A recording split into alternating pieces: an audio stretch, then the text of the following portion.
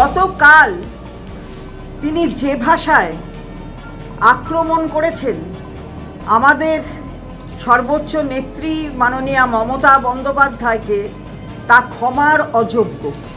এটা আমরা chief electoral অফিসারের কাছে কালকে চিঠিতেও বলেছি, আজকেও আমরা বললাম। উনি সমস্ত গাইডলাইন, সমস্ত রেস্ট্রেন্ট অর্ডারগুলোকে একটা বৃদ্ধাঙ্গুষ্ঠি দেখাচ্ছেন এবং সব সময় যেভাবে উনি এই ধরনের কথা বলেন, এটা একবার নয়, 21-এর নির্বাচনের আগে বলেছেন, তারপরে বলেছেন, বারে বারে বলেন, আবারও 24-এর নির্বাচনের আগে একটা প্রার্থী, সেই প্রার্থী এসে এই কথা বলছে।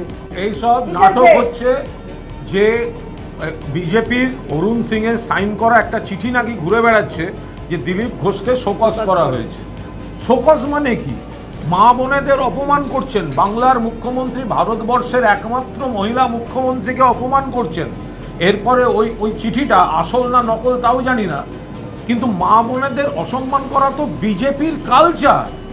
এর আগে 2021 সালে প্রধানমন্ত্রী এসে রকে বসা ইফটিজারদের মতো, ও দিদি, ও তো পাড়ার রকবাজিরা ওই ভাষায় কথা বলে।